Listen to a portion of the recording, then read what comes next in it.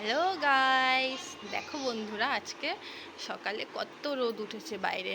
তাই জন্য আমাদের বাড়িতে আজকে সিলিংয়ের কাজ চলছে বলে পুরো ঘর বাড়ি নোংরা হয়ে আছে।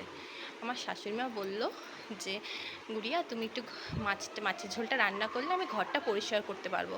কেননা কাজের বউ সকাল সকাল এসে কাজ করে দিয়ে চলে গেছে। তার মাঝখানে আমার ছেলে অত্যাচার, সেও ঘর পরিষ্কার করবে। তার তো ঘর পরিষ্কার করা না, শুধু জল ধরা। ওকে দেখতে দেখতে আমার মাছের ঝোলটা আমি আস্তে আস্তে তৈরি করে নিচ্ছি। তোমরা দেখতে থাকো আমি মাছের ঝোলটা কিভাবে রান্না করি।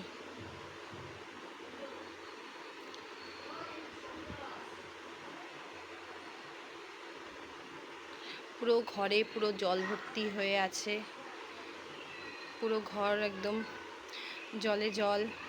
এটা আমার শ্বশুর মশাই, শাশুড়ি মা আর আমার ছেলে মিলে পুরো ঘরটাকে পরিষ্কার করছে, আর আমি এদিকে ওদেরকে দেখতে দেখতে পুরো মাছের ঝোলটাকে বানিয়ে নিচ্ছি। মশলা পেস্ট করে নেওয়া হয়েছে, পেস্ট করে নিয়ে পুরো একদম কড়াইয়ে ছেড়ে দিয়েছি ফোড়নের মধ্যেই।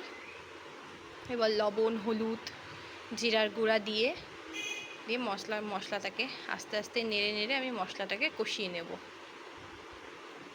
এদিকে আমি রান্না করছি, একবার করে যাচ্ছি যে ওরা কি করছে, ছেলে কি দুষ্টামি করছে। এরই মাঝখানে আমার ছেলে জামা কাপড় খুলে দাঁড়িয়ে আছে। সব দেখতে দেখতেই আমার মাছের ঝোলটা কষানো হয়ে গেল। এবার আমি জল দিয়ে আলুটাকে দিয়ে কিছুক্ষণ ফুটিয়ে নেব। তারপর ফুটানো হয়ে গেলে মাছটাকে ছেড়ে দিয়ে একটু ফুটিয়ে নিয়ে তার উপরে গরম মশলা ছিটিয়ে দিয়ে একটু ফুটিয়ে নিয়ে মাছের ঝোলটা ঢেকে রাখবো। তারপর গ্যাসের ওভেনটা বন্ধ করে দিয়ে আমার মাছের ঝোল কমপ্লিট।